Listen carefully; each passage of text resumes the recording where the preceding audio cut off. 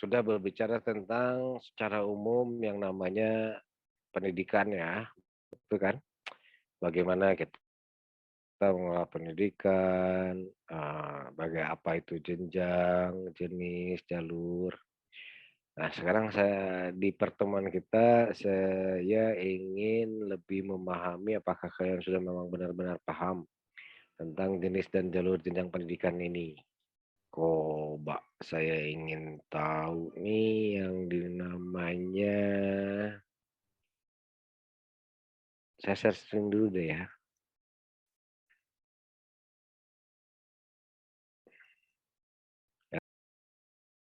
Oke, ini kan kemarin kita berbicara tentang jalur pendidikan ya. Pernah ya?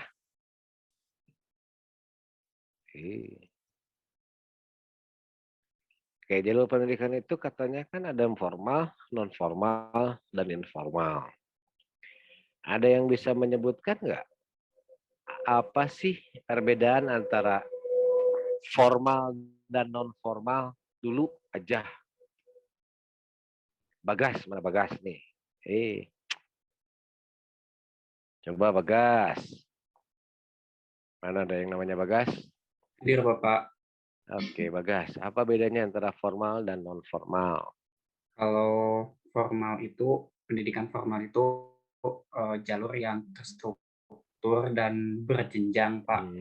Itu. Jika untuk non formal itu jalur pendidikan di luar pendidikan formal. Oke, di luar pendidikan formal. Oke.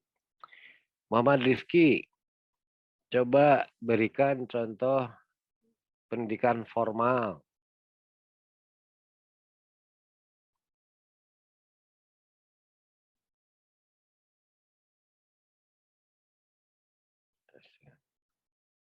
Oke, bagus. Diva, mana Diva Dwi Ardelia? Contoh pendidikan non formal. Kayak bimbingan belajar, terus misalnya ikut tari atau sosial-sosial yang lain gitu, Pak. Oke, bisa diberikan nggak contoh salah satu bentuk pendidikan non formal selain kursus dan lain sebagainya yang di bawah langsung Kementerian Pendidikan non formal itu ada kementeriannya ya? Ada yang tahu nggak? Tahu nggak Diva? Kurang tahu, Pak. Kurang tahu. Di teman-teman di sini ada yang tahu nggak? Pesantren, Bapak? Pesantren non formal. Dulu memang pesantren non formal, tapi sekarang ini dengan semakin banyaknya pendidikan pesantren yang di dalamnya boarding school kan ya, betul ya, boarding school kan, itu bisa jadi pendidikan formal sekarang. Nah, tetap yang bertahan pendidikan non formal sekarang apa kira-kira? Siapa tadi teh yang bilang teh?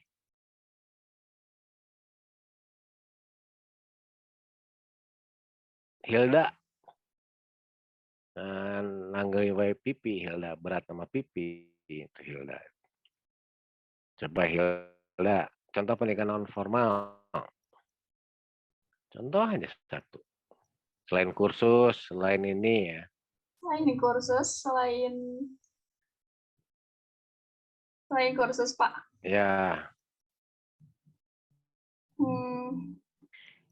Itu kalau di masyarakat suka ada namanya apa tuh? Apa? Apa ya? Nggak tahu. Pelatihan gitu, Pak. Pelatihan. Oke, benar. Pelatihan betul bisa formal. Tapi dikemas dalam lembaganya apa? Kalau di masyarakat dikemas dalam apa biasanya? Lembaganya apa? Oke, itu disebut biasanya lembaganya ada yang disebut dengan PKBM. Tahu PKBM? Pusat Kegiatan Belajar Masyarakat, Pak. Nah, eta Pusat Kegiatan Belajar Masyarakat. Di PKBM tuh pelatihan-pelatihan itu yang non formal, gitu ya. Kalau pelatihan-pelatihan yang diselenggarakan di apa tuh, ada kementerian yang pelatihan gitu, ikut diklat, itu formal atau non formal? Bisa formal, bisa non formal ya. Kalau seperti itu. Oke, bagus. Nah, lanjut terakhir nih informal. Apa sih yang disebut dengan pendidikan informal? Rani Maharani. Pendidikan yang biasanya diberikan oleh lingkungan, contohnya dari pendidikan dari keluarga kayak gitu Pak. Oke, bagus. Contoh pendidikan lingkungan masyarakat ya, atau di keluarga. Gina, contohnya apa Gina? Pendidikan di keluarga itu. Ini Pak, ngajarin sopan santun, etika, dan lain-lain seperti itu Pak. Oke, bagus. Ada sopan santun. Kalau biasanya, kalau Gina waktu itu belum apa yang orang tua Gina lakukan tuh?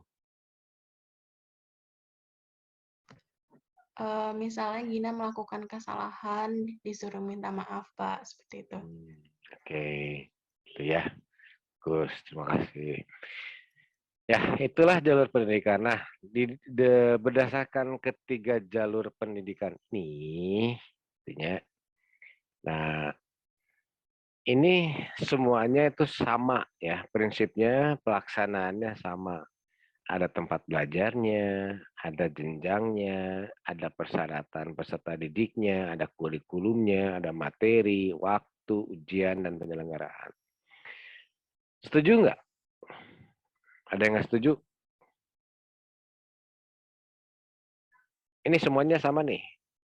Jadi Bapak katakan bahwa ketiga ini sama semuanya.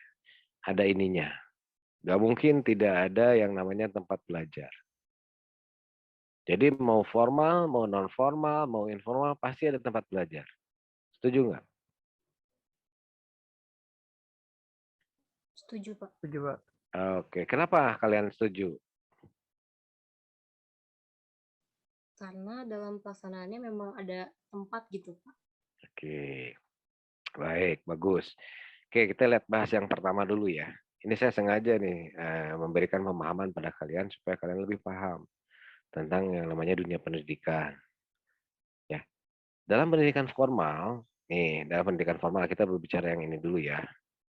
Di dalam pendidikan formal itu yang tempat belajarnya kira-kira apa? Ada yang disebut dengan sekolah. Di sekolah itu ada apa? Ada kelas, kan gitu ya. Ada ruangan dan lain sebagainya. Itu tempat belajar. Tapi kalian jangan salah paham juga kalau seandainya kalian itu belajar di satu sekolah tetapi tidak ada bangunannya, tidak ada kursinya, tidak ada mejanya, tidak ada papan tulisnya, gitu ya. Tapi di lingkungan alam, apakah itu lingkungan alam bisa dijadikan sebagai tempat belajar? Bisa Pak. Bisa. Kenapa bisa? Karena belajar bisa di mana aja Pak. Ya, betul sekali, belajar bisa di mana saja, ya. Jadi tempat belajar itu kan perlu prakteknya biasanya ya. Betul nggak? Cik Bapak tanya Ayana Naila. Naila, kalau kolam renang tempat belajar bukan? Belajar, Pak. Maksudnya tempat belajar, Pak. Ya, kenapa disebut tempat belajar? Karena di situ bisa belajar renang. Ah, benar itu. Nggak mungkin kolam renang untuk belajar menulis gitu kan ya? Iya. Belajar.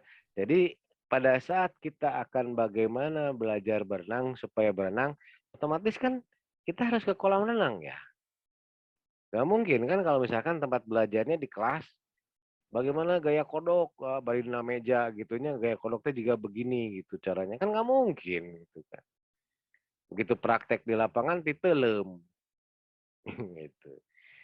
Nah, dulu saya belajar berenang itu nggak di kolam renang, tapi di walungan. Tahu walungan? Di sungai. Nah, sungai yang lukiruh coklat yang gini kan, tapi sehat gitu ya.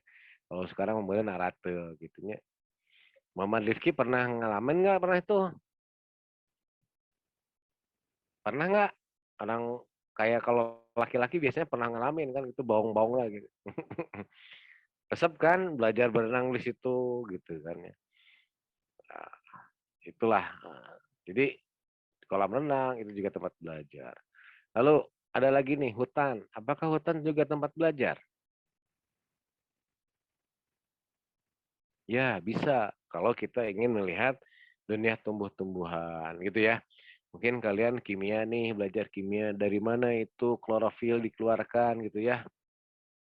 Dari daun-daun tumbuhan kan begitu kan ya.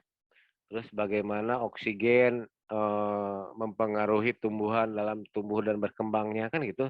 Nggak mungkin kan itu di kelas. Nah, oke. Jadi hati-hati. Jadi tempat belajar itu secara prinsipnya adalah fasilitas yang digunakan untuk sebuah fasilitas yang digunakan untuk mengembangkan keterampilan dalam menemukan sesuatu.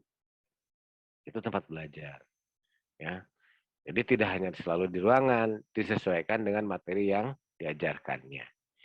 Ini semua juga sama ya, formal, non formal, informal juga sama. Kalau informal pasti tempat belajarnya di rumah kan ya. Selain di rumah mungkin di mall, betul nggak? Di mall. Kalau kalian misalkan zaman dulu kan masih nangis, pernah waktu zaman kecil pengen beli barang itu nangis, wah, orang tuanya lagi kebetulan nggak bawa duit, dicewer gitu kan. Itu kan belajar ya, sebenarnya itu pembelajaran bagi kita bahwa segala sesuatu itu ada waktunya, gitu. Segala sesuatu itu ada apa, ada tempatnya, gitu. Nah, itu yang jadi pelajaran bagi kita semua. Terus selain tempat belajar nih, oke, kita bahas juga ada jenjang. Kalian paham ya itu yang disebut dengan jenjang? Kalau di SD, kalau kita jenjang pendidikan pasti kalian paham ya. Apa saja jenjang pendidikan? Nanti dibahas di sini. Jenjang pendidikan ada apa aja? Dea, Fauzia. Kalau jenjang pendidikan formal mulai dari SD, SMP, SMA sampai ke perguruan tinggi, Pak. Oke. Itu kalau dilihat dari jenjang pendidikan ya. Ada jenjang pendidikan formal, SD, SMP, SMA, dan perguruan tinggi. Tetapi kalau di formalnya itu sendiri ada jenjangnya katanya. Jenjang di sini artinya kalau di SD ada apa itu? Ada kelas kan? Itu jenjang juga namanya. Hati-hati ya, jangan sampai salah mempersepsikan. Jenjang pendidikan formal. Kalau jenjang pendidikan formal berarti kita fokus kepada SD, SMP, SMA, dan perguruan tinggi. Kalau jenjang di pendidikan formal, kalau jenjang di pendidikan formal SD, ada berapa tuh? Atau yang disebut dengan kelas gitu lah kita mah. Ada kelas 1, kelas 2, kelas 3, kelas 4, kelas 5, kelas 6 kan? Betul nggak? Coba. Betul, Pak. Nah itu kenapa perlu di kelas-kelas, perlu di jenjang-jenjang? Kalian sadar nggak pada saat itu? Oh, begitu saya umur 6 tahun kok saya masuknya di kelas 1 ya. Kenapa saya nggak masuk langsung dimasuk kelas 5 saja gitu. Supaya cepat lulus. Sadar nggak itu kalian? Nah, itu mempunyai makna bahwa di jenjang kelas 1 itu kita kalau dari teori psikologi, kemampuan kita itu baru sebatas hanya untuk mengetahui, meraba, merasakan gitu ya. Hanya di situ gitu ya. Jadi tidak terlalu jauh-jauh dulu. Nah, sekarang ini kan kadang-kala di kelas 1 sudah diajarkan bahasa Inggris gitu ya, kelas 3 bahasa Inggris gitu. Makanya banyak yang orang-orang yang akhirnya ya tidak tertaya, tidak apa si daya tahan tubuhnya atau pemikiran yang nggak kuat bisa stres kan. Nah, tapi kalau yang kuat sih nggak jadi masalah, tapi kalau yang rata-rata umur-umur segitu itu ya di kelas 3 itu di ke umur 8 tahunan lah gitu ya. Itu belum kuat fisiknya kan. SD itu kan kadang-kadang kita masih senang bermain ya. Senang bermain, masih senang apa ya banyak hiburan, nggak terlalu fokus pada belajar gitu. Ya dari sekian ribu hanya 1 atau 2 orang yang memang aneh gitu. Nah, yang aneh inilah yang biasanya kita sebut tidak normal. Jadi tidak normal itu tidak harus selalu negatif ya, bisa saja positif. Jadi orang-orang yang cerdas, orang-orang yang brilian, orang yang IQ-nya tinggi itu adalah orang yang tidak normal sebenarnya. Nah, kalau kita mah orang-orang normal aja lah yang IQ-nya paling tinggi juga 130-an lah gitu ya. Yang rendah IQ-nya paling berapa? Di 100 ya, di 90 gitu kan. Yang normal itu rentangannya seperti itu. Nah, ini.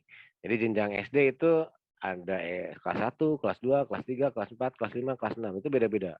Masuk lagi ke jenjang SMP. SMP itu sekarang kan dulu mah kelas 1 SMP, 2 SMP, 3 SMP. Sekarang ini lebih dikenal dengan keberlanjutan dari jenjang SD. Ya, jadi SMP itu adalah kelas berapa? Beatrice, kalau SMP disebut kelas berapa? Kelas 7, Pak. Kelas 7.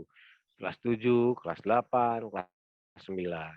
Nah, ini ya. Jadi dulu mah kan nggak pernah ya disebut kelas 7. Dulu mah kelas 1 SMP, kelas 2 SMP, kelas 3 SMP gitu kan. Jadi karena ya itu tadilah pengetahuan manusia semakin berkembang, kebutuhannya juga semakin berkembang, tuntutannya pun semakin berkembang, sehingga penamaan-penamaan itu menyesuaikan. Jadi kenapa menyesuaikan? Karena ada aturan program wajib belajar pendidikan dasar 9 tahun. Nah, dasarnya dari sana. Sehingga berubahlah itu SMP itu jadi dari tadinya kelas 1 jadi kelas 7.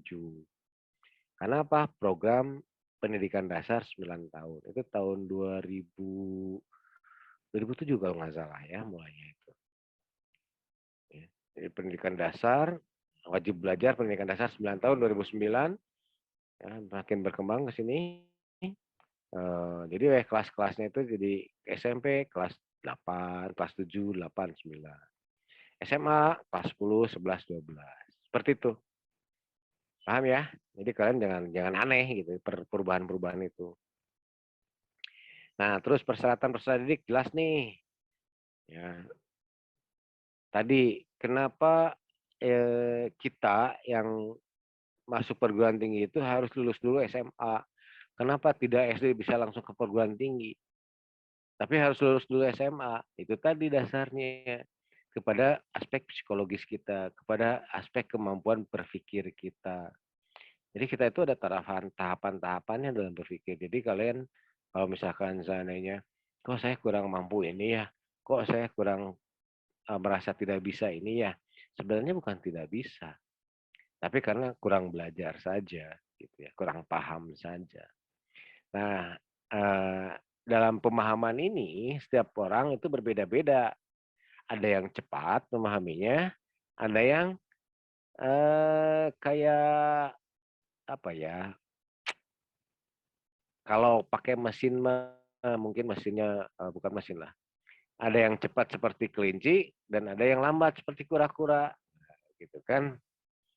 Kura-kura kan jalannya lambat ya, tapi sampai gitu. Ada cepat yang seperti kelinci gitu, larinya cepat. Tapi masing-masing punya resiko. Mana yang terbaik? Nggak ada yang terbaik. Semuanya disesuaikan dengan kondisi. Jadi baik dan buruk itu tergantung dari kondisi ya semuanya. Nah itu ya, jadi persyaratan peserta itu wajib. Jadi lalu ada kurikulum. Nah ini juga kurikulumnya beda ya antara SD, SMP, SMA.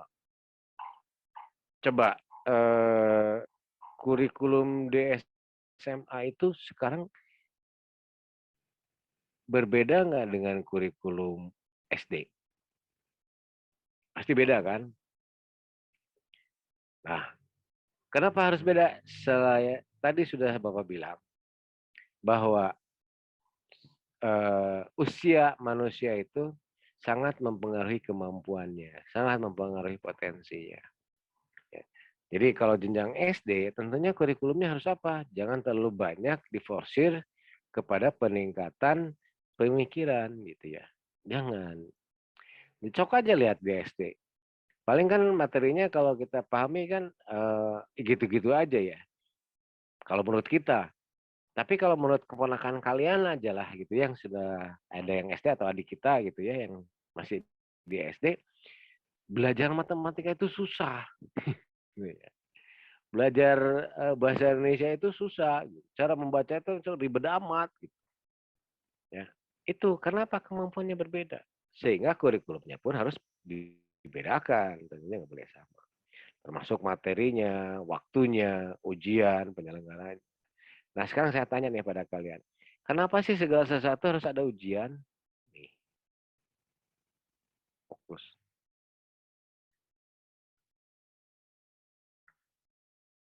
Coba saya tanya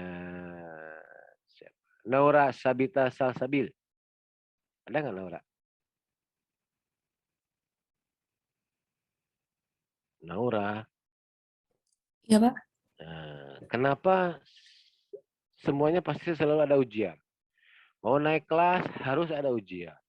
Mau pindah jenjang harus ada ujian. Mau masuk sesuatu ada ujiannya. Kenapa? Supaya bisa diketahui sudah tercapai atau belum tujuannya, Pak. Supaya bisa diketahui tercapai tujuannya. Oke, bagus. Ada lagi? Coba Nivela Sakina.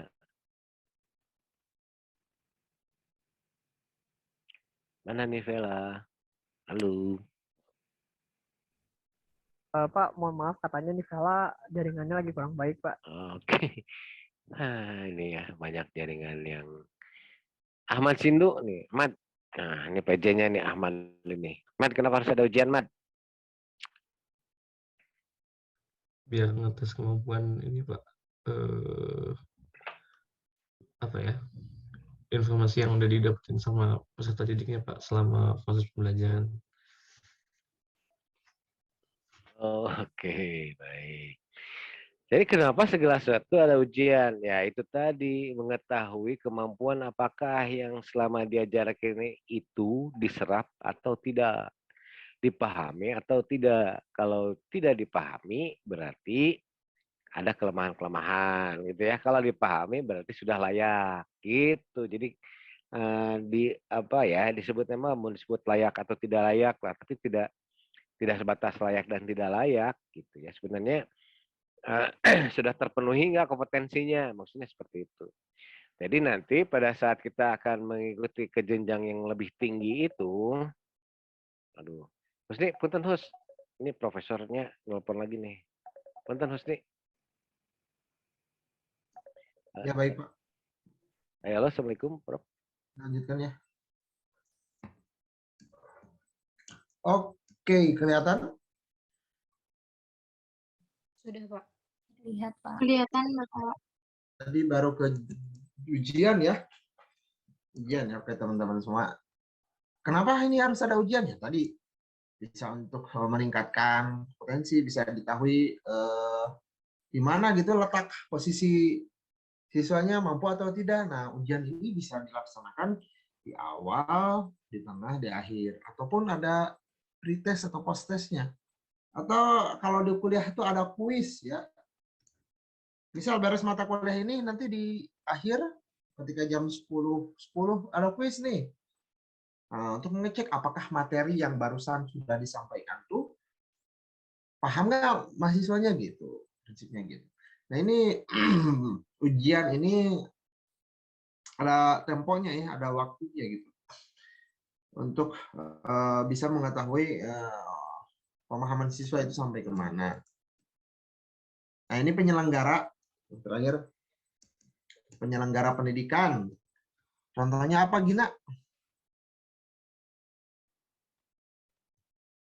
Gina Mustika. Penyelenggara pendidikan. Penyelenggara pendidikan itu yang menyelenggarakan pendidikan, Pak. Ya. Seperti formal itu sekolah, non formal itu les, informal itu keluarga. Seperti itu. Oke, bagus sekali Gina. Ya, penyelenggaraan pendidikan salah satunya itu sekolah di jalur pendidikan formal. Ya. Siapa aja sih, bukan hanya sekolah aja gitu loh. Ada pemerintah baik itu kementerian, kemudian dinas-dinas terkait, ada juga komite sekolah itu ya, penyelenggara pendidikan. Nah, ini dalam rangka apa? Dalam rangka untuk menyukseskan pendidikan gitu ya. Non formal, pesantren gitu ya. Ada gitu penyelenggaranya gitu. Kesini pesantren beralih menjadi boarding school gitu ya. Jadi kalau yang terjadi di lapangan itu, yang pesantren itu ada yang pesantren doang tanpa sekolah, gitu ya. Ada yang pesantren sambil sekolah tapi sekolahnya di tempat yang lain. Penyelenggaranya ada 2 gitu. Misal di kampung-kampung ya. Nah itu sangat-sangat beririsan gitu, sangat mengganggu kurikulum yang ada di pesantren. Kenapa mengganggu? Ya orang lain yang pagi sekolah ngaji, yang lain sekolah gitu. Nah makanya untuk menyelaraskan akhirnya pesantren-pesantren itu membuat boarding biar di satu tempatkan gitu, satu penyelenggara, satu atap aja gitu. Jadi biar enak gitu. Jadi lebih efektif efisien gitu. Jadi teman-teman ini misalkan ada yang dari boarding sekolah dan pesantren ya, itu lebih enak dan lebih terarah gitu. Jadi seimbang lah antara pendidikan sekolah dan pendidikan agama gitu. Lebih enak juga. Dan peserta didiknya biasanya itu banyak yang boarding tuh. Sangat-sangat banyak dan fasilitasnya juga sangat luas gitu untuk menampungnya. Udah sekolah, di sekolah itu kan ada ruang kelas, kemudian juga ada ruang tempat tidur gitu ya. Kalau misalnya di sekolah biasa ya udah kelas doang ya, paling ditambah ruangan-ruangan yang lain seperti BK, ruangan ekstrakurikuler, bank guru dan sebagainya. Kalau di boarding kan beda lagi, harus nambah lagi. Makanya biasanya kalau misalkan di boarding itu kan ada SDIT ya. Pernah dengar gak Ahmad Sindu SDIT? SDIT kan Pak? Pernah Pak? Ya apa tuh? Sekolah dasar itunya nggak tahu Pak. Apa? Itu gitu. Betul Pak. Oke. Coba Naila Azizah coba bisa dijelaskan apa itu SDIT? IT-nya kurang tahu juga. Kurang tahu juga. Oke. Farah Asyifa. Ya Pak. Gimana? Coba bisa dijelaskan. Saya cuma tahu kepanjangannya aja, Pak. Nah, apa tuh? Sekolah Dasar Islam Terpadu bukan? Nah, betul, Sekolah Dasar Islam Terpadu. Oke, tahu artinya, tahu kepanjangan aja ya. Coba bisa dijelaskan sama siapa ya? Dea Fauziah, coba. Mungkin Pak, setahu saya di SD Islam Terpadu itu jadi materi yang diajarkan itu bukan cuman kayak matematika kayak Indonesia, tapi mereka juga kayak diajarkan tentang bahasa Arab. Pokoknya ada materi-materi keagamaannya juga gitu Pak. Oke, bagus sekali, makasih. Coba satu lagi dilengkapin sama ini cowoknya Muhammad Rifki.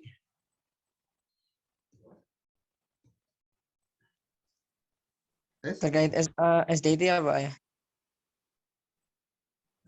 Ya.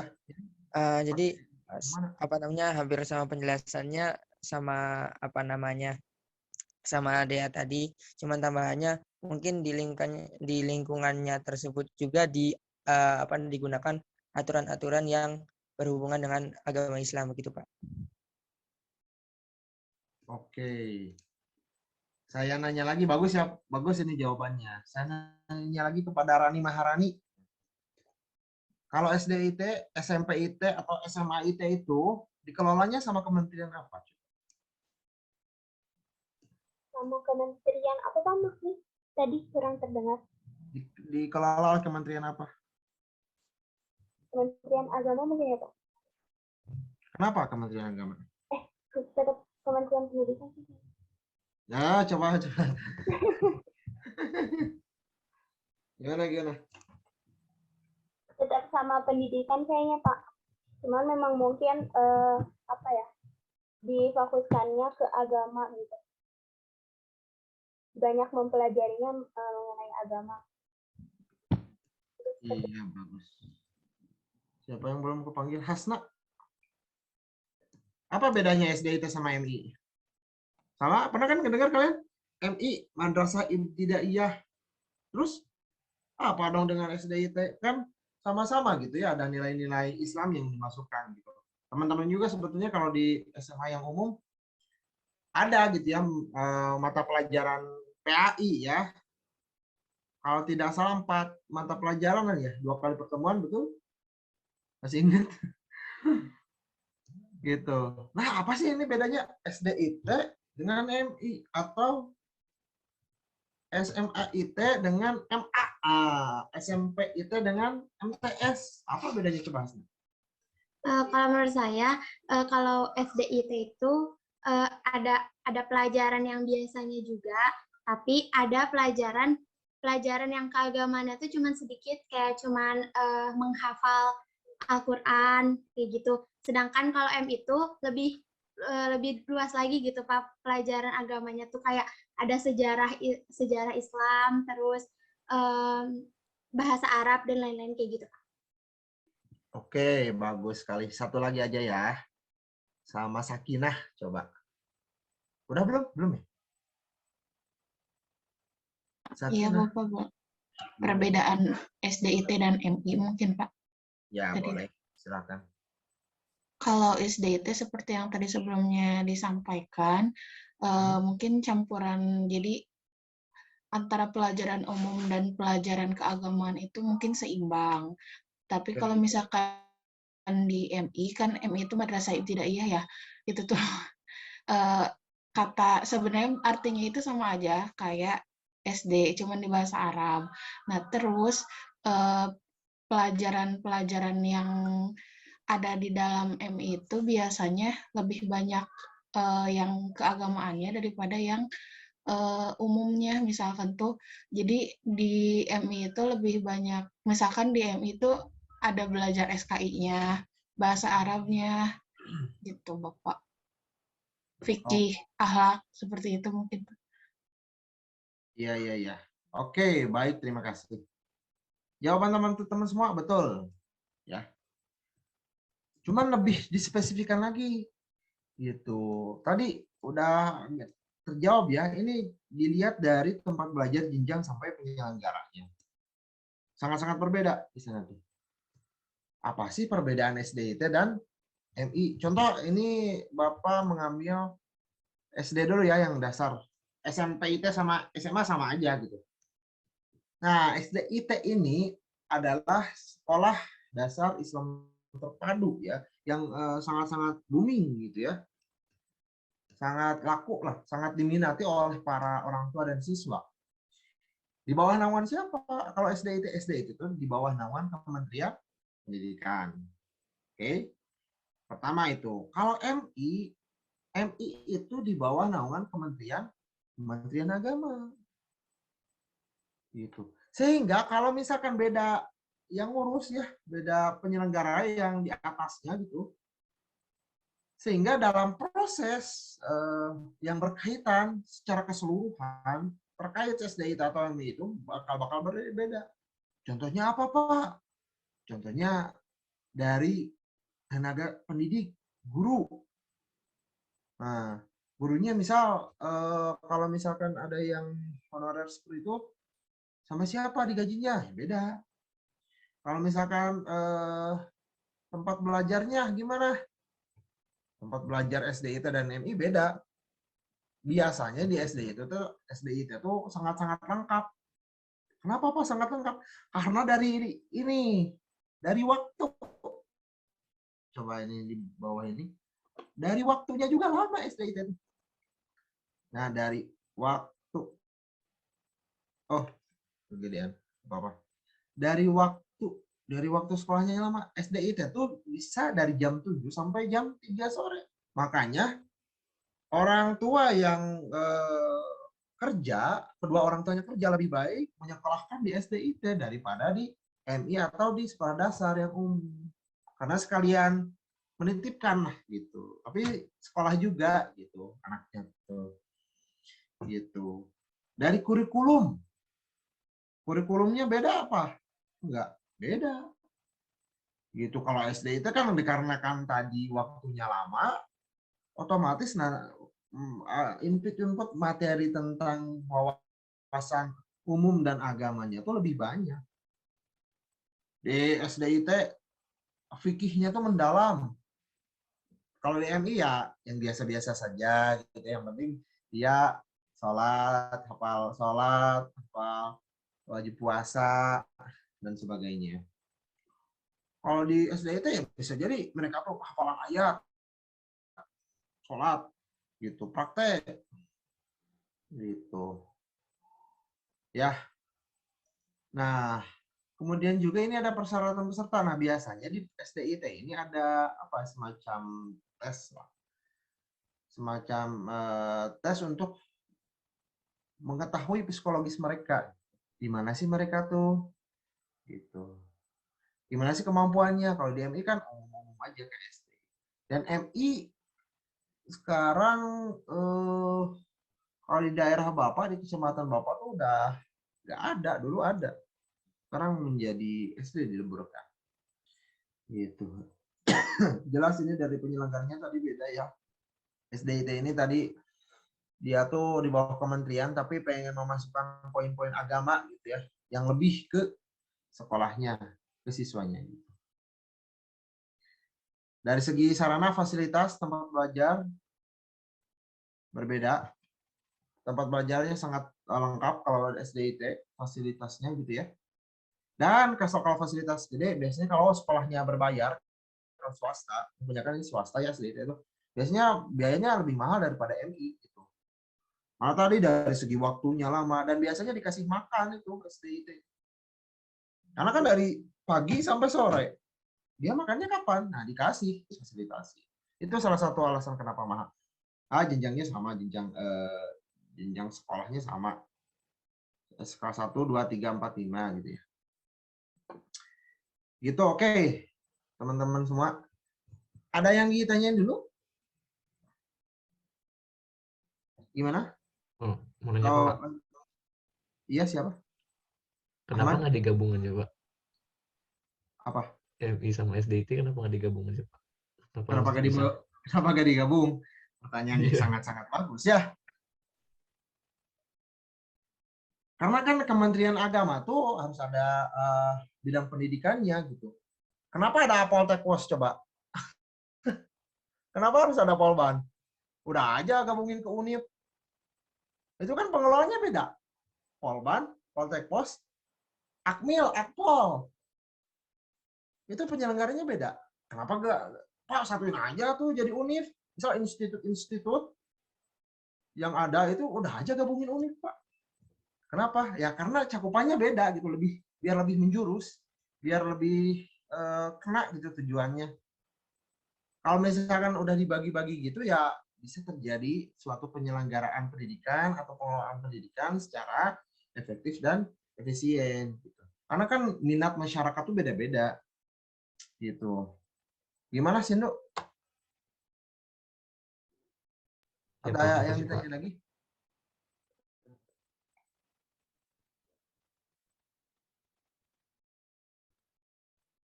Kalau nggak ada, Bapak lanjut ya. Bapak saya Ya. gimana, Pak? Oke, Nia, silahkan. Ya, tadi kan di jenjang itu ada formal, non formal, sama informal. Yang mencakup ada tempat belajar, jenjang, persyaratan yang kayak gitu. Kalau misalkan kurikulum di informal itu seperti apa ya, Pak? Bagus. Bagus sekali pertanyaannya. Bapak kembalikan lagi ya. Bentar. Di sini ya. Materi ini ya, masih ini. Apa sih? Kurikulum di non formal, betul? Atau informal? Di informal, Pak. Informal. Nah, ada bahasa atau istilah hidden curriculum? Pernah ngedengar nggak, Nia? Oh iya, pernah, Pak.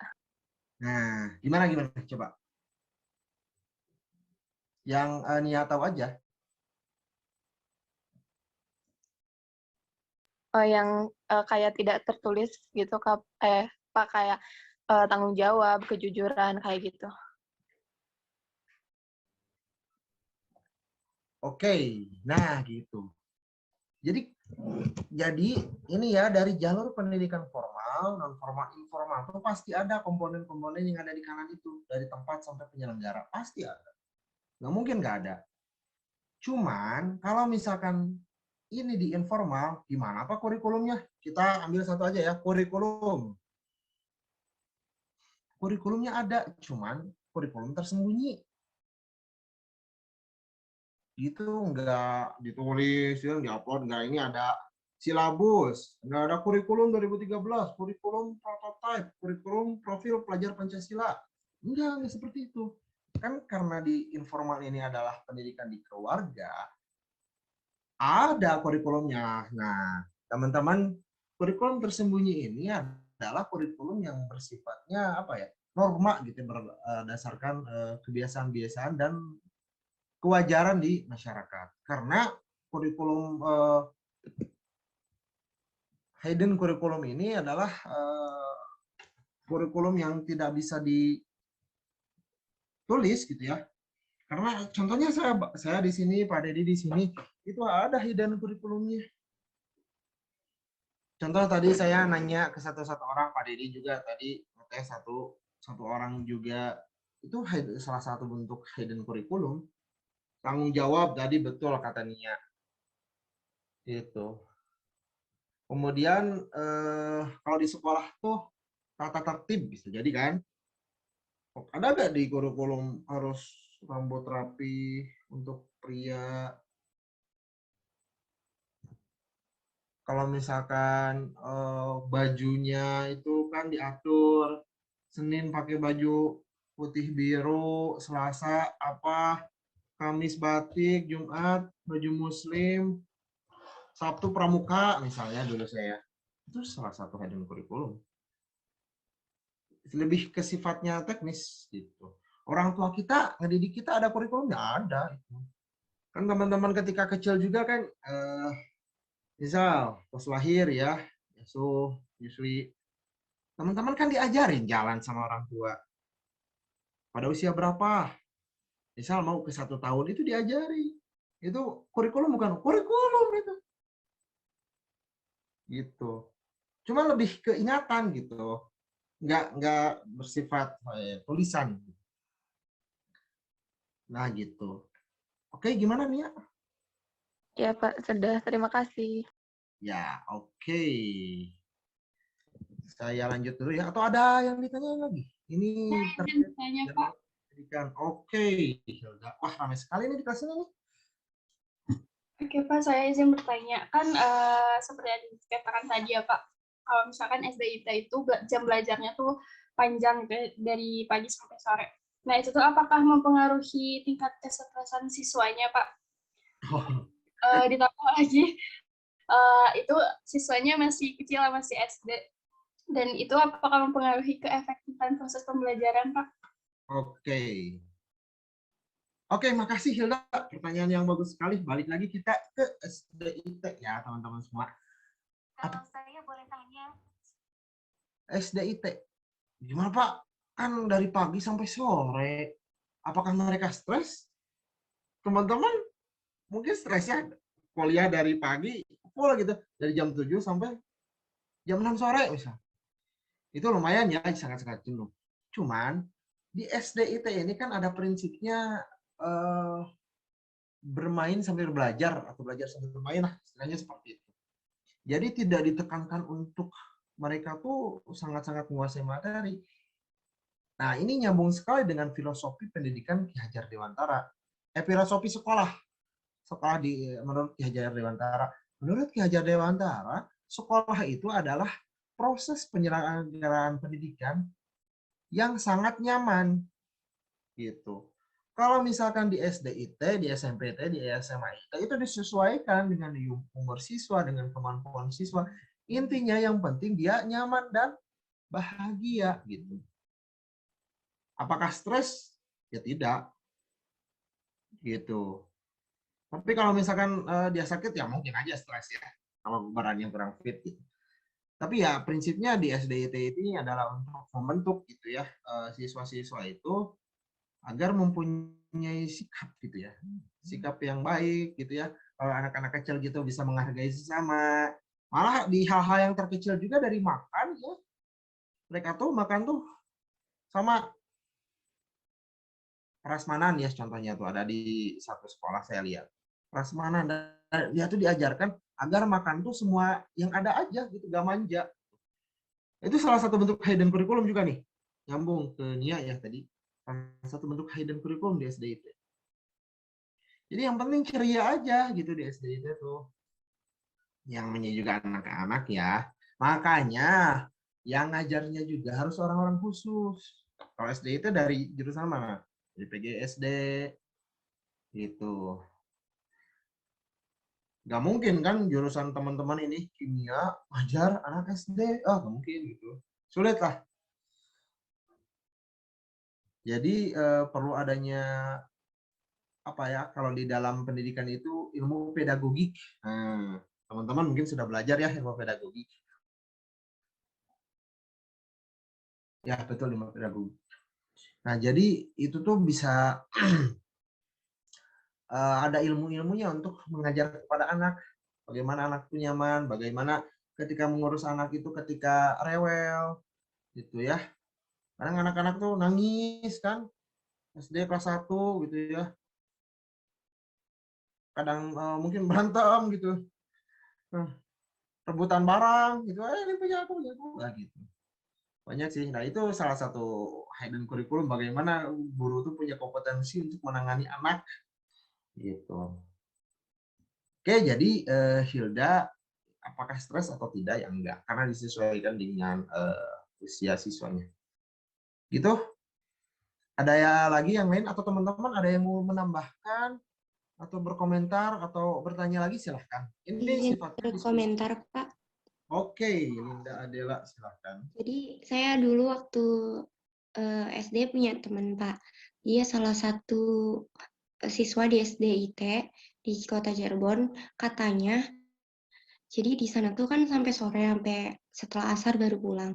Di sana tuh ada asrama, jadi SD juga ada asrama, tapi bukan buat asrama nginep seminggu sekali pulang, tapi buat tidur siang, Pak. Jadi mereka dapat jatah tidur siang kalau setelah sholat zuhur. Oke, bagus sekali ini. Ini ada pengalaman lagi dari Linda nih, ada temennya dari Cirebon ya, SDIT. Jadi mereka tuh dididik ya, ada salah satu bentuk hidden curriculum juga ini. Jadi ketika siang ya mungkin kalau di dalam Islam namanya tuh qailullah. Betul ya? Benar Rani, qailullah tidur siang tuh? Qiyalullah atau itu apa ya? Istilahnya tuh. Jadi tidur siang sebelum sholat zuhur. Nah, itu merupakan salah satu sunnah Rasul. Nah, dipraktekkan itu langsung di sekolah itu. Bahwa kan ya tahulah aktivitas anak-anak bocil-bocil itu kan bocil-bocil FF. Anak-anak kecil itu jadi sangat-sangat aktif ya. Sangat aktif dia tuh. Jadi ketika pagi udah ngos-ngosan, belajar dan sebagainya, mereka dikasih jatah istirahat. Ya, mungkin 30 menit atau 1 jam ya. Tidak lama-lama karena tidur situ, karena takutnya kesiangan nanti sholat zuhurnya untuk berjamaah. Nah, beres sholat zuhur mungkin nanti makan, kan? Nanti ada fasilitas antar jemput juga mungkin di SDIT itu. Kalau sekolahnya SDIT-nya udah bagus, ya ada antar jemput ya, bagus lah ya gitu SDIT. Tapi ya tergantung lagi ke minat masyarakat, ke minat orang tua siswa mau disekolahkan kemana gitu. Tergantung kebutuhan. Dikarenakan sekarang kan orang tuanya dua-duanya bekerja, nggak ada yang ngurus anak ya. Nanti siangnya pas pulang, kalau di sekolah umum ya udah di SDIT aja, rata-rata sih seperti itu. dan untuk juga membekali keilmuan agama gitu. Kalau dulu kan orang tua saya contohnya ya, salah satu kerja gitu. Jadi bareng-bareng lah intinya kerjanya. Cuman bisa menghandle gitu ya kalau dulu. Nah sekarang kan pada ke kantor gitu ya, pulang sore gitu. Ya jadi yang namanya pendidikan itu sangat-sangat dinamis ya teman-teman semua. Tidak bisa kita diam saja gitu, pasti mengikuti perubahan zaman dan perubahan dinamika yang terjadi di dunia ini. Oke, makasih Linda, Adela. Teman-teman ada yang lagi berkomentar atau bertanya? Ramai sekali nih. Rani, Risma, siapa dulu? Rani dulu aja lah. Itu nggak Pak, ada kemungkinan kalau misalnya sistem pendidikannya tuh di-mix gitu, dicampur, kayak contohnya misalnya MI tapi mengadap ke sistem SDIT, karena waktu dulu saya juga sekolah di MI. Nah tapi untuk sistemnya itu sama seperti SDIT yang Bapak jelaskan gitu, kayak jam belajarnya lebih kayak gitu, terus dan lain-lainnya gitu, sama kayak SDIT, tapi SD saya itu MI Pak. Itu gimana?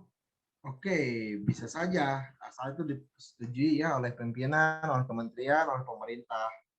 Karena kan beda lagi kalau misalkan nanti pulangnya sore, nanti masyarakat pada aneh kan ya. Kok ini pulangnya sore sih? Gitu. Harus ada regulasinya dulu. Nah, ini boleh-boleh saja mengadopsi gitu. Selagi kalau misalkan itu masa transisi ya, bisa jadi MI itu mau pengen ke SDIT, pengen pindah gitu. Status sekolahnya bisa kayak gitu. Kalau atau mau nyoba-nyoba dulu ya dalam tahap percobaan, silakan saja. Asal ya catatannya ini tidak menimbulkan efek negatif gitu ya, baik itu untuk masyarakat, untuk siswa, untuk guru. Karena harus disesuaikan juga ya.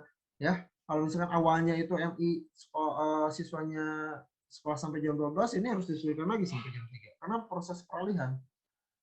Karena budaya di masyarakat juga, memang ini sekolahnya sampai jam 12, ini kenapa sampai jam 3? Beda lagi kan. Bisa-bisa saja ya, Rani, prinsipnya gitu. Dikembalikan lagi kepada sekolah. Dan sekolah juga, di daerah juga kan ada otonomi daerah namanya tuh. Jadi diberi keleluasaan kewenangan untuk menyelenggarakan, salah satunya menyelenggarakan pendidikan. Selanjutnya silakan Risma. Bapak mau nanya. Kalau tadi SDIT kan sekolahnya itu dari pagi sampai sore, tapi masih ada waktu buat kayak main gitu ya buat anak SD. Nah kalau di jenjang SMA ini itu dulu waktu saya sekolah itu ada yang namanya full day school Pak. Jadi sekolahnya itu dari mulai jam 7 sampai jam 4 sore. Nah menurut Bapak apakah itu efektif gitu Pak untuk pembelajaran dengan waktu sebanyak itu gitu? Oke, terima kasih Risma. Awalnya nih Risma dari mana sekolahnya? Dari Pati, Pak, Jawa Tengah. SMA IT Pati gitu? Enggak, SMA Negeri 2 Pati. Oh, tapi mulai school atau ada teman? Gimana, Pak? Ini kasusnya dari teman atau Risma tahu di sekolah itu? Iya, dari saya sendiri, Pak. Saya di sekolah saya menerapkan full day school gitu. Oh, oke. Tapi Senin sampai Jumat ya? Iya, Sabtu Minggunya libur ya? Betul. Oke. Ini di dalam pendidikan itu, di dalam sekolah itu ada jam pelajaran, betul tidak? 1 jam pelajarannya tuh 40 sampai 45 menit. Nah, di 1 semester ini kan ada aturannya, teman-teman harus menyelesaikan berapa JP. Ya, cuman sekolah itu ada yang menerapkan sekolahnya itu dari Senin sampai Sabtu atau Senin sampai Jumat. Nah, itu diserahkan lagi kepada sekolah. Kalau full day school ya silakan. Konsepnya seperti SMA IT mungkin, tapi dari segi pelaksanaannya materi-materi agamanya kurang gitu ya. Nah itu sepertinya untuk mengefektifkan waktu. Jadi lebih kecil harinya, waktu harinya selama 5 hari, cuma dalam 1 hari itu panjang. Gitu. Apakah efektif? Nggak Pak? Efisien nggak Pak? Ya efektif. Karena itu juga menurut penelitian, nggak mungkin pemerintah itu asal-asalan, nggak mungkin menerapkan kebijakan seperti itu. Ya, cuman di pelaksanaannya guru juga ini harus punya inovasi yang lebih. Guru di mata pelajaran akhir ini harus punya kemampuan untuk bisa membangkitkan semangat siswa, gitu ya. Sama siang, sore kan siang udah lapar, sore udah mau pulang, gitu ya. Nah, rasa jenuh itu biasanya muncul itu dari siswa karena mungkin dari tadi teknis di lapangan itu gurunya kurang melakukan inovasi gitu ya agar siswanya bisa aktif gitu ya. Karena guru juga kan harus disesuaikan. Guru yang itu pasti yang ngajarnya tuh awalnya Senin sampai Sabtu. Jadi pas jam 2 tuh pulang. Nah, ini harus disesuaikan lagi. Gurunya juga ribet lagi kan ya. Kalau rubah suatu hal, pasti sistem di dalam satu sistem itu komponen-komponennya itu akan melakukan perubahan lagi gitu.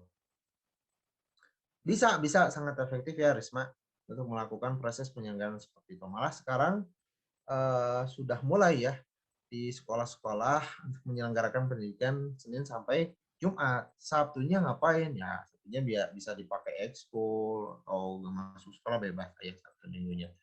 Seperti itu. Oke, Bapak lanjut dulu ya. Ini masih ada pemateriannya. Ada? Nah, ini ada jenjang ya, jenjang share aja. Share screen. Nah, di sini ada pendidikan dasar, ada pendidikan menengah, ada pendidikan tinggi. Dasar ini udah tahu kan ya, SD, MI, SMP, MTS itu pendidikan dasar. Dasar menengah. Menengah itu ada SMA, SMK, aliyah, dan MAK. SDIT, SMKIT ya bisa masuk di sana. Cuman pendidikan dasar, jenjang pendidikan dasar dan menengah ini teman-teman mestinya sudah paham. Tapi di sini Bapak akan menjelaskan sedikit tentang jenjang pendidikan tinggi. Coba ini langsung diskusi aja. Jenjang pendidikan tinggi, ini ada berapa? Ada 1, 2, 3, 4. Ada universitas, institut, sekolah tinggi, politeknik, dan akademi. Perbedaan nama pastinya ada perbedaan istilah, ada perbedaan arti. Terutama ini kalian kuliah di Universitas Pendidikan Indonesia. Itu kan universitas. Nah, apa sih Universitas Gina? Coba.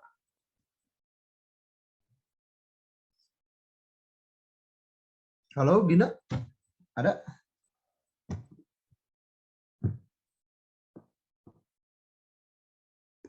Oh, nggak ada. Eka. Ya, Pak. Menurut saya. Apa bedanya universitas? Apa itu universitas? Universitas itu kalau menurut saya suatu lembaga pendidikan juga gitu Pak, yang yang sistemnya itu ya beda gitu Pak dari lembaga-lembaga pendidikan kayak SD, SMP, SMA. Soalnya mereka itu jadi kayak sistem pemerintahan gitu gak sih Pak? Prosesnya. Jadi setiap di satu universitas ada departemen-departemen gitu beda Pak. Terus departemen itu punya anaknya lagi gitu, dibagi lagi kan fakultas-fakultas kayak gitu Pak. Iya. Oke, penjelasin dulu ya. Universitas ini adalah tempat pendidikan ya berbasis akademi dan vokasi. Nah, akademik itu contohnya siapa ya teman-teman semua? Contoh kita di UPI aja lah lihatnya ya, universitas. Karena di UPI juga bukan hanya akademik aja, tapi ada vokasinya, teknik-teknik gitu ya. Kemudian MIK, Manajemen Industri Catering, itu merupakan jurusan satu-satunya ya di Indonesia, Manajemen Industri Catering tuh, dan lain sebagainya. Dan di bawahnya juga ada fakultas-fakultas, banyak-banyak fakultas gitu ya. Prinsipnya universitas ini bisa menyelenggarakan berbagai jenis pendidikan ya, baik akademik maupun profesi. Dan rumpun-rumpun ilmunya juga banyak. Itu kayak alam, teman-teman kan maksudnya rumpun ilmu alam ya. Alam, ilmu agama, ilmu sosial, dan sebagainya. Jadi cakupannya lebih luas. Nah, selanjutnya ini ada institut. Coba sama siapa yang belum? Arina? Apa itu institut? Yang Arina tahu kalau institut itu kayak sering ngadain itu loh Pak, penyelidikan ilmiah gitu loh Pak, di setiap apa ya, di setiap percobaannya itu kayak gitu mungkin Pak, Anda tahu. Oke, makasih. Yang lain ada? Siapa yang berani?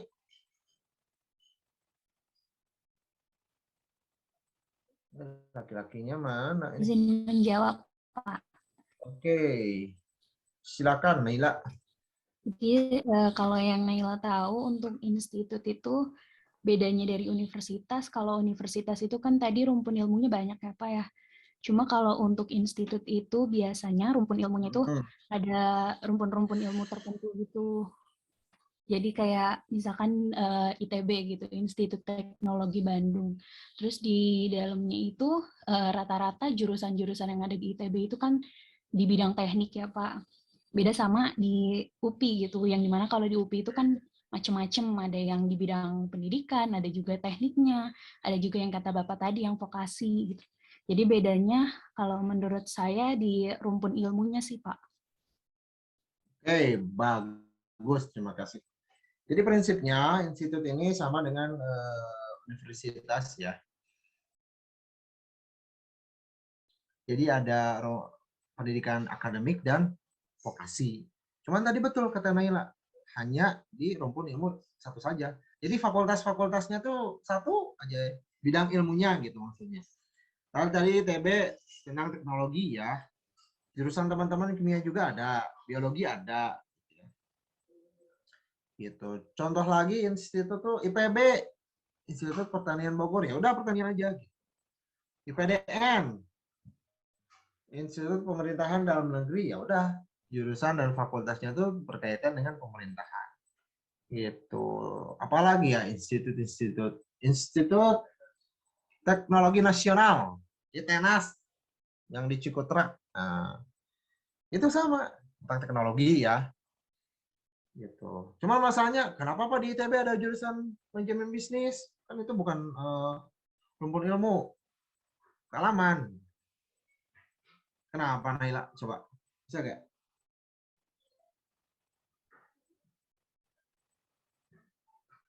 Jauh Naila? Oh, gak ada yang jawab. Coba Santi Deva bisa gak yang jawab? Kenapa ITB gak ganti aja jadi UNIF?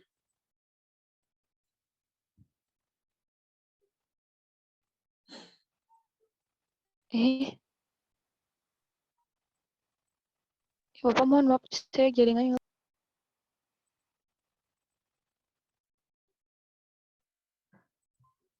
Yang lain? Nabila coba. Kenapa ITB gak ganti jadi UNIF aja?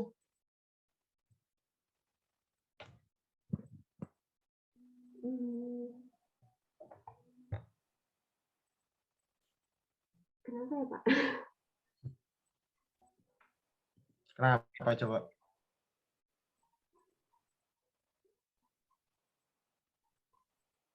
Nah, gimana Nabila?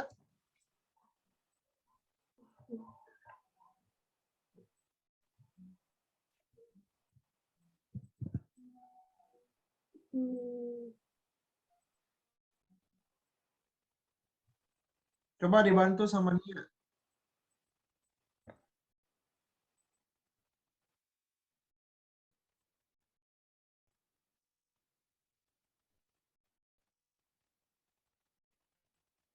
Gak ada lagi.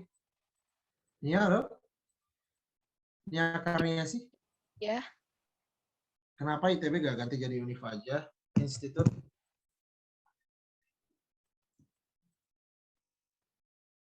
Kurang tahu Bapak. Kurang tahu. Gak bisa mau coba jawab gitu? Coba Andrean gimana? Kalau menurut saya soalnya ruang lingkupnya masih kecil gitu loh Pak, rumpunnya. Kecuali memang kayak di sebentar Pak, ngik. Kecuali kayak di UPI gitu kan, kalau misalnya punya fakultas sendiri kayak ekonomi bisnis ada prodi-prodi lainnya gitu kan. Kalau kayak di ITB cuma khusus sekolah manajemen dan bisnisnya aja gitu Pak. Jadi rumpunnya masih nggak terlalu gede gitu kalau untuk dibilang sebagai universitas. Kalau menurut saya seperti itu Pak. Oke, bagus sekali. Terima kasih Andrean. Ya, salah satunya betul ya. Seperti itu. Jadi hanya beberapa saja ya sekolah bisnis manajemen. Itu juga dibagi lagi menjadi dua, apakah manajemen yang masuknya ke peneliti, seorang peneliti, atau ke pebisnis. Gitu. Nanti ada penjurusan lagi di sana. Nah, salah satu faktor selanjutnya ini ITB itu udah punya eksistensi ya. Dulu ketika presiden pertama kita Soekarno kuliah juga di sana.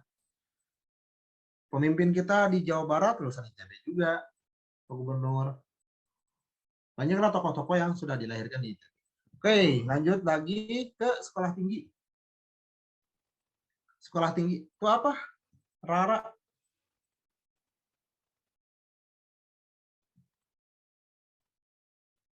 Rara, ada Rara?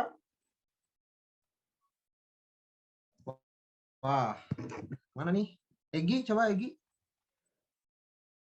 Ya Pak, kalau sekolah tinggi itu lebih apa ya, rumpunnya lebih mengerucut lagi gitu Pak, daripada institut sama universitas.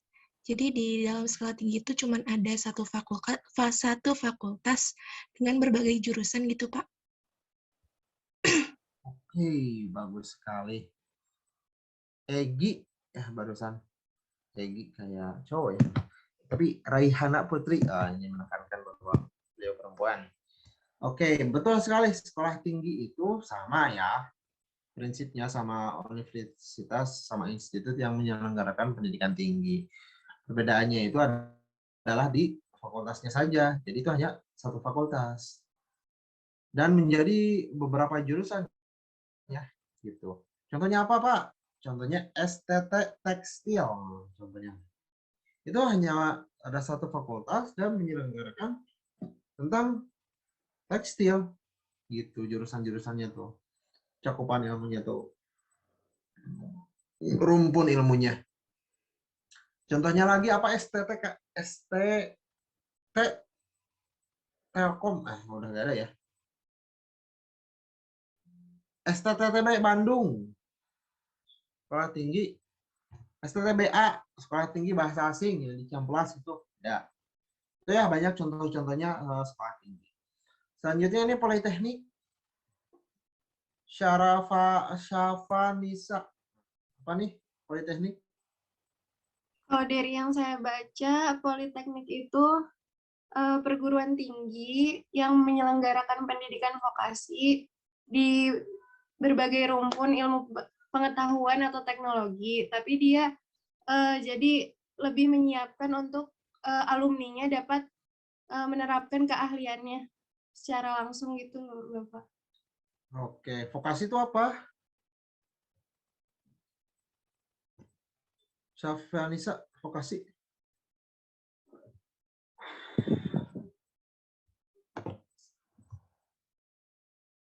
Mute lagi. Oke, betul ya. Akademi itu sama kayak Politeknik ya. Jadi pendidikan berbasis vokasi. Jadi tidak ada apa ya? Tidak ada materi-materi akademik seperti teman-teman di sini. Banyakannya praktek Politeknik itu. Politeknik ini yang terdekat tetangga kita, Polban, Politeknik Bandung. Kemudian Politeknik Negeri Jakarta, Politeknik Negeri-Negeri di kota-kota besar lainnya juga. Gitu. Nah, prinsipnya Politeknik ini nanti akan mempersiapkan gitu ya. Mempersiapkan para mahasiswanya untuk siap kerja. Jadi lulusannya itu siap kerja langsung terjun gitu ya. Makanya penyelenggaraan pendidikannya pendidikan vokasi gitu, yang bersifat praktek kebanyakannya tuh. Oke, terakhir ini akademi Rona Afifah. Apa tuh akademi? Akademi itu perguruan tinggi yang menyelenggarakan pendidikan vokasi dalam satu atau beberapa cabang ilmu pengetahuan atau juga teknologi tertentu, Pak. Satu apa tadi? Satu atau beberapa cabang ilmu pengetahuan atau teknologi tertentu, Pak. Oke. Makasih Rona Afifah. Jadi ini mengerucut lagi ya dari politeknik kalau akademi itu. Jadi hanya satu cabang atau sebagian cabang ilmu, rumpun ilmu pengetahuan, teknologi ataupun seni ya. Gitu. Contoh konkretnya apa, Pak? Akademi militer, militeran ya, akademi polisi, polisi. Akademi BMKG misal. Gitu. Banyak akademi keperawatan. Bisa jadi itu kan ada aja tentang keperawatan. Akademi akuntansi. Nah, gitu. Nah, pengelompokan jenjang pendidikan ini untuk memudahkan gitu ya, untuk memudahkan prinsipnya ya pada masyarakat agar bisa membedakan mana universitas, institut teknologi, institut, sekolah tinggi, politeknik, dan akademi. Gitu. Jadi nanti dalam pengelolaan kampusnya juga beda. Gitu ya. Banyak fakultas itu ada di universitas gitu ya. Kalau lebih kecilnya lagi ada di akademi. Oke ya, Bapak lanjut dulu. Nah, selanjutnya ada jenis. Oke. Jenis pendidikan. Tadi jalur. Udah. Sekarang jenis. Yang pertama ini ada jenis pendidikan umum. Umum kejuruan udah tahu lah ya.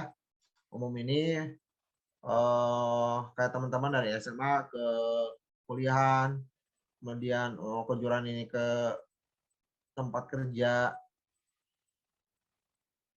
Nah, ini kalau misalkan akademik ini ke penguasaan dan pengembangan yang bersifat program sarjana dan pasca sarjana. Misalnya teman-teman ya, sekarang lagi menempuh pendidikan di sini. Kemudian di profesi ini adalah pendidikan lanjutannya. Contohnya di dokter, ada pendidikan profesinya selama 2 tahun ya, askos, asisten, koas namanya, koas. Kalau misalkan teman-teman ini jadi guru, nanti harus dilanjut lagi PPG, contohnya ya, 1 tahun. Nah, jadi ada mempunyai keahlian gitu teman-teman tuh ya, keahlian yang berbeda dibanding yang lainnya. Nah, selanjutnya ini ada jenis pendidikan vokasi ya. Vokasi itu jenis pendidikannya untuk mempunyai keahlian terapan. Makanya di sini sarjananya tuh nanti STR, sarjana terapan apa. Nah, makanya vokasi ini pendidikannya bukan S1 tapi D4. Untuk membedakan mana yang akademik, maka yang vokasi. Gitu. Kalau akademik kan sarjana S1, akademik D4. Nah, selanjutnya ini ada pendidikan keagamaan. Keagamaan ini untuk mengetahui tentang agama. Wawasan agama. Kan wawasan agama banyak, fikih. Kemudian wawasan juga tentang tauhid. Kemudian ilmu-ilmu alam, falak ini. Sebentar lagi Ramadan, kan ada pemantauan hilal. Bukan hilal jodoh ya. Hilal gitu ya. Kalau munculnya bulan gitu. Itu kan ada ilmunya di agama. Gitu di sana. Nah, ini ada selanjutnya ada pendidikan khusus. Nah, pendidikan khusus ini bukan dalam artian dia tuh orang yang apa ya? Orang yang serba aneh gitu dari kita, bukan juga gitu, tapi berkebutuhan khusus gitu. Tapi dia tuh biasanya memiliki kecerdasan yang luar biasa dan bisa diselenggarakan secara inklusif. Inklusif itu sama semuanya. Jadi tidak dibedakan. Jadi pendidikan untuk semua. Orang yang pendidikan khusus, orang yang berkebutuhan khusus, dia dikasih pendidikan nggak? Dikasih tetap. Nah, itu definisi secara inklusif. Bukan ini membedakan antara orang yang normal dengan orang yang berkelainan khusus, dia treatmentnya berbeda.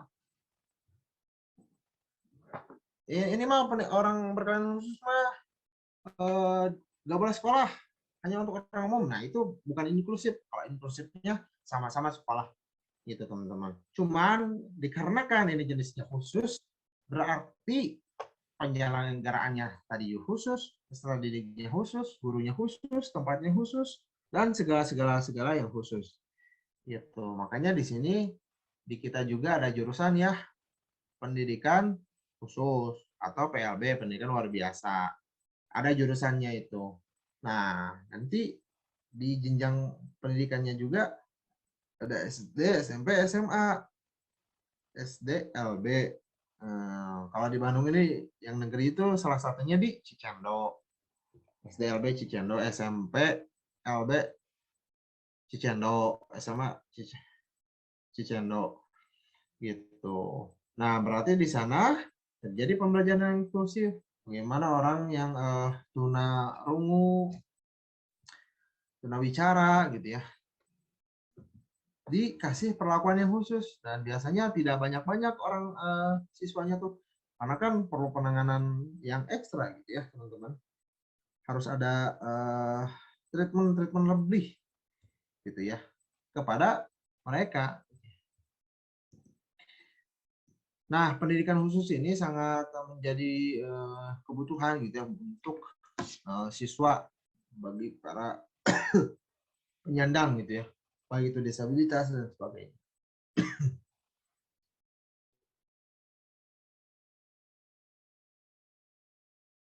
Udah 8 menit lagi. Ini satu lagi aja ya. Nah, tantangan-tantangan yang ada di sekolah ini. Ini soal yang di kiri ini merupakan tantangan-tantangan ya yang ada di Indonesia secara umumnya.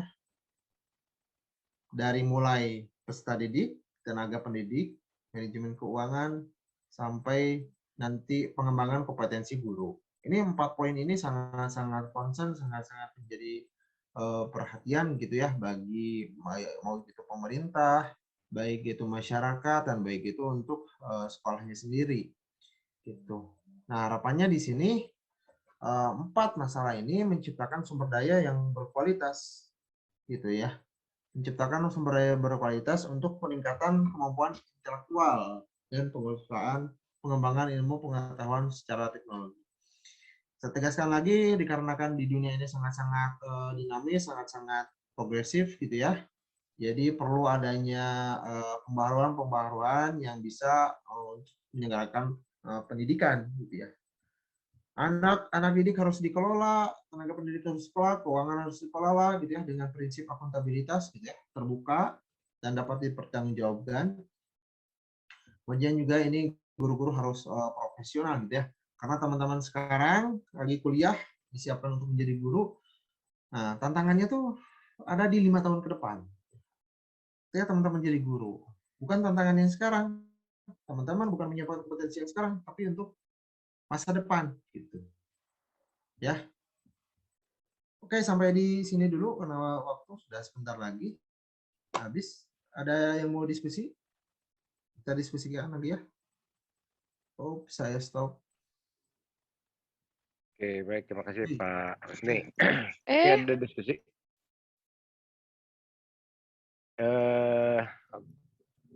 Kalau tidak ada, tadi Pak Husni sudah menjelaskan, kita masih ada waktu sekitar 6 menit lagi ya. Tadi sudah berbicara tentang jenis, jenjang, jenis, dan jalur pendidikan, dan berbagai macam pengetahuan. Ya.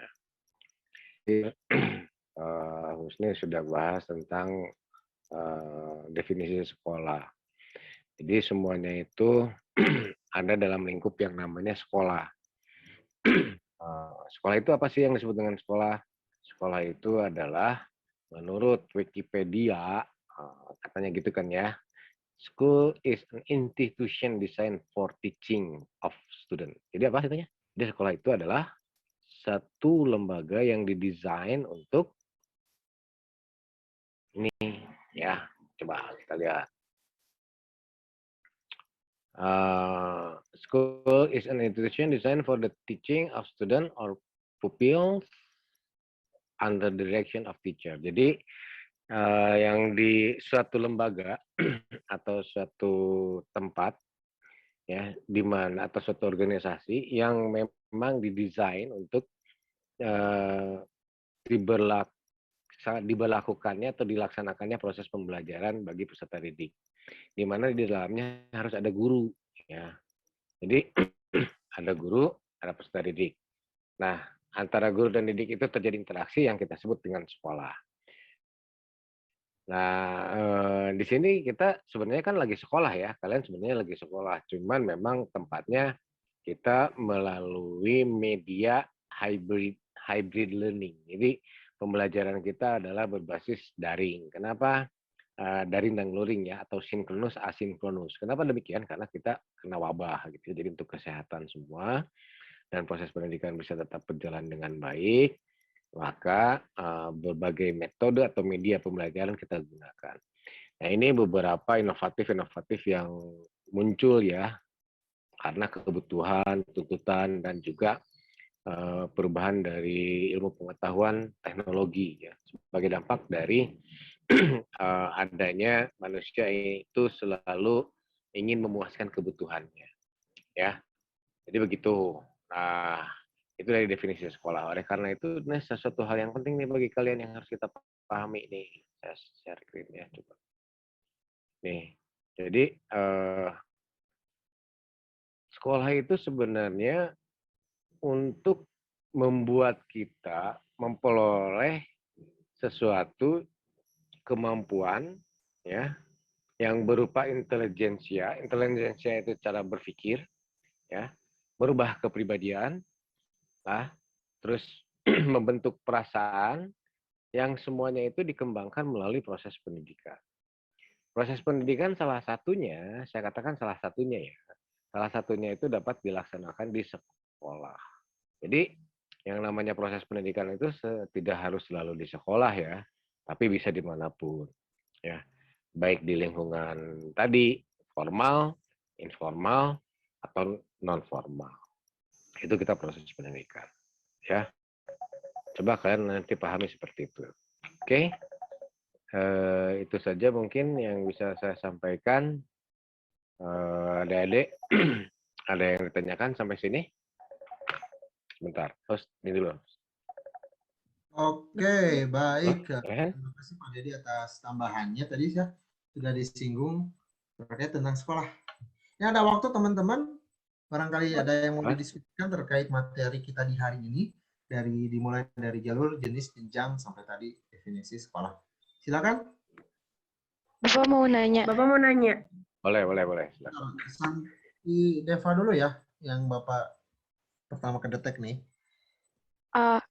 Ya, Bapak izin bertanya. Bapak yang tadi SLB, kalau sekolah luar biasa, itu di bawah naungan siapa ya, Pak? Terima kasih. Oke, selanjutnya siapa lagi? Arina, Pak. Ya, silakan Arina, barangkali sama pertanyaannya. Di sekalian. Enggak, Ana mau bertanya, kan ada gitu ya, Tante Arina itu kerja di swasta, tapi semacam sekolah, tapi isinya tuh boleh anak-anak yang berkebutuhan khusus juga boleh masuk gitu. Nah, kan jadi suka ada perselisihan antara yang berkebutuhan khusus sama yang normal gitu. Karena berkebutuhan khususnya sendiri itu terkadang kan ada yang hiperaktif atau ada yang bagaimana gitu. Sehingga atau mukul temennya sendiri atau kayak gitu. Itu sebenarnya baik gak sih Pak kalau membuat sekolah seperti itu Pak? Oke, terima kasih. Jadi sama ya ini pertanyaannya tentang pendidikan khusus, betul? Betul, Pak. Tadi siapa yang pertama? Santi. Oh ya, Santi Deva. Nah, Santi Deva itu di bawah Kementerian siapa sih, LCLB? Di bawah Kementerian Pendidikan, gitu. Nah, nanti juga akan berdampak gitu ya. Biar satu pintu, biar terfokus. Nah, jadi makanya SLB itu dalam naungan Dinas Kementerian Pendidikan, mungkin dalam nanti di lapangannya ada kerjasama dengan Kementerian Sosial gitu ya, Kementerian Perlindungan Anak, karena ini sangat-sangat khusus gitu ya, kalau SLB ini. Saya jawab simpel dulu aja. Selanjutnya pertanyaan dari Arina ya. Arina barusan, gimana sih kalau misalkan ada orang yang berkebutuhan khusus tuh tiba-tiba hyperaktif gitu ya? Itu tuh penyakitnya tuh ADHD, ADHD gitu ya. Attention Deficit Hyperactivity Disorder gitu ya. Jadi dia tuh mempunyai gangguan mental ditandai perilaku yang hyperaktif.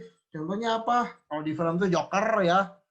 Joker tuh kan hyperaktif, tiba-tiba ketawa, ngakak gitu ya, tidak bisa tertahankan, itu hyperaktif. Tapi hyperaktifnya di tertawa. Nah ini Pak gimana kalau misalkan tiba-tiba mukul dan sebagainya gitu, menyakiti diri atau menyakiti orang lain gitu kan? Jadi kan bisa berdampak negatif. Nah makanya itu sekolah pendidikan SLB ini dipisahkan gitu ya dengan anak-anak yang umum gitu loh. Jadi biar terfokus dan biasanya siswanya juga sedikit. Mungkin seperti itu. Ada tambahan dari Pak Dedi? Oke, saya pikir cukup ya Pak Husni. Tadi pertanyaannya apa nih? Banyak telepon dari profesor, bingung. Ya ini Pak tentang SLB Pak, di bawah kementerian siapa dan apa penanganan hiperaktif gitu Pak. SLB itu semuanya kalau sekolah itu ada di bawah kemenangan Kemendikbud ya. Kalau dari pemerintah pusatnya semua dari Kemendikbud. Kecuali kalau yang dikelola oleh Kemenag itu pasti ada berbau-bau keagamaan lah, misalkan MI, MTS, MA gitu ya. Nah itu pasti di bawah naungan Kemenag, tetapi selalu berkoordinasi dengan Kemendikbud ya. Sama aja. Nah kalau SLB itu pasti di naungan ke bawah Kemendikbud. Tetapi dalam pengelolaannya semuanya diserahkan pada provinsi, semua pembiayaan, operasionalnya dan lain sebagainya, termasuk pengangkatan guru-gurunya, semuanya diserahkan pada provinsi. Itu ya. Nah, terus apa lagi Pak Husni tadi? Udah ya gitu. Pak, gimana penanganan yang hyperaktif Kak? ADHD tadi. Yang untuk menangani ADHD ya itu biasanya kalau ahlinya kan dosen-dosen kita tuh ada lulusan tuh di UPI itu kan ada lulusan, ada prodi BK ya, atau ya sorry, ada PLB ya, ada pendidikan luar sekolah gitu ya. Sorry, nanti pendidikan berkebutuhan khusus PKH, pendidikan berkebutuhan khusus ada PKH. Jadi kita dipelajari. Jadi bagaimana menghadapi orang yang memang anak-anak yang seperti itu. Jadi secara prinsip anak-anak yang seperti itu menghadapinya nggak usah pakai kekerasan, harus dideketin. Ya, Rani, ya, Andrean, Eka, gitu ya, Harina, Naila, ini pada off cam semua nggak tahu kemana nih disebutan nggak hilang semua ya. Jadi pendekatannya tentu lain dengan peserta didik yang normal, gitu kan ya. Jadi kalau mereka marah, sebaiknya dibiarkan saja karena kalau kita kan suka ujug-ujug tuh ya, suka ujug-ujug dia langsung ngamuk-ngamukan, itu biasanya oleh guru-gurunya ditenanginnya tidak langsung kita secara kasar gitu, tapi ditenanginnya dideketin, diperhatikan gitu. Karena yang begitu mah udah lost control gitu. Kalau udah mau mukul ya mukul gitu. Jadi kitanya juga bahaya gitu kadang-kala gitu.